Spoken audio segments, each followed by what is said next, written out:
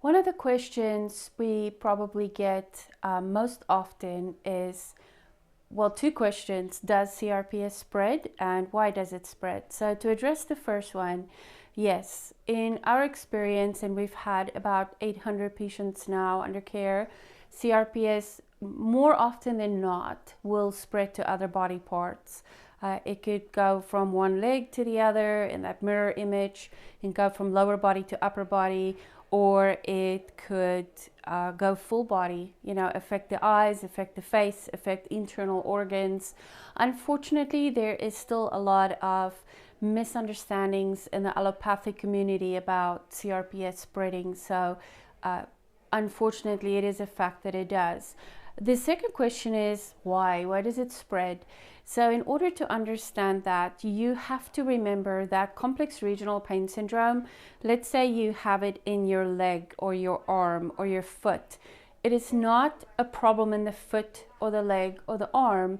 It's a problem in the central nervous system. So that doesn't mean you don't have tissue changes and things you can see like different hair growth or discoloration or pain right there. Yes, there is a problem with the localized tissues, but there's also now a much more global issue that is much bigger than just the limb, and that's that problem in the central nervous system.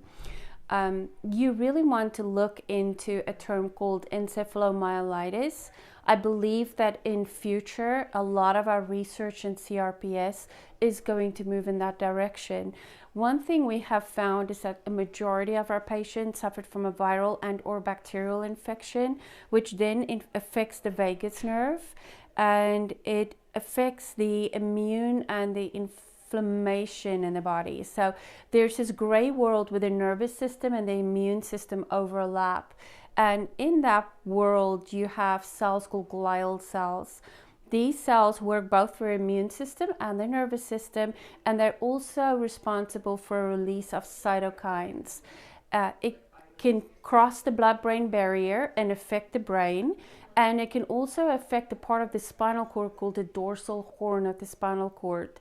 And once that happens, it's like a forest fire that feeds itself, and now the pain response becomes pathological. So it is our belief that that is the reason why it spreads, and that's why we target the central nervous system when we treat CRPS.